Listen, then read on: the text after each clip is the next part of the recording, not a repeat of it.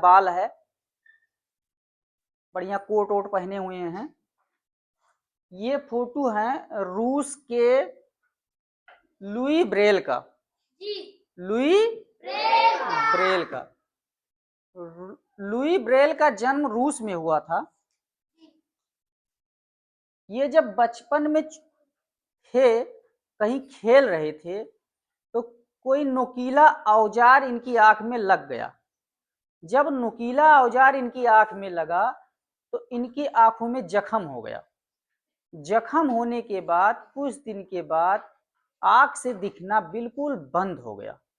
आंख से दिखना बिल्कुल बंद हो गया, दिखाई नहीं दे रहा था।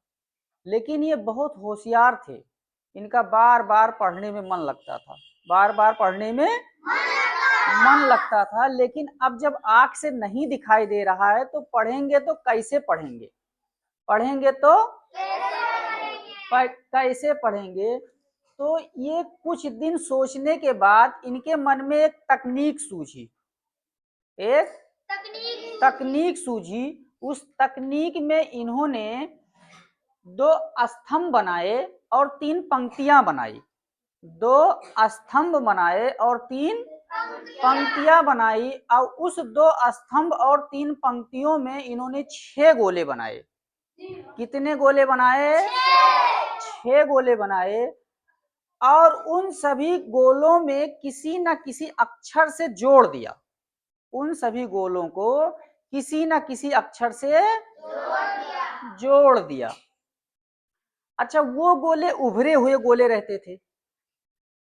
तो जब नेत्रहीन व्यक्ति उस उभरे हुए गोले के ऊपर अपने हाथ की उंगलियां चलाता था या स्पर्श करता था तो उससे ये बात जान जाता था कि ये कौन सा अक्षर लिखा है, कौन सा अक्षर लिखा है। इसी प्रकार जितने नेत्रहीन व्यक्ति से पढ़ना शुरू कर दिए, आज इन्हीं की देन है, लुई ब्रेल की ही देन है कि जो पूरे विश्व में नेत्रहीन लोग पढ़ रहे हैं।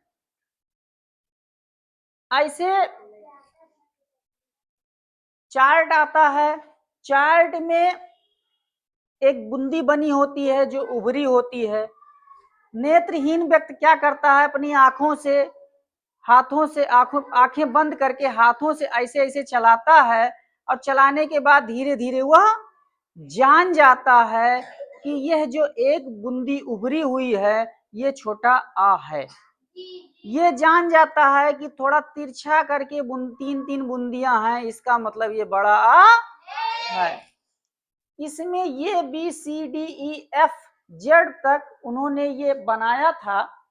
और इस पे उंगलियों का जब स्पर्श होगा तो इस उंगलियों की स्पर्श से ये पता चल जाएगा कि ये कौन सा अक्षर है। अब इससे पूरे विश्व में सभी लोग, जितने नेत्रहीन लोग थे, वो अपनी पढ़ाई आसानी से शुरू कर दिए, आसानी से पढ़ना शुरू कर दिए। तो अब बताओ, नेत्रहीन व्यक्ति किस विधि से पढ़ता है?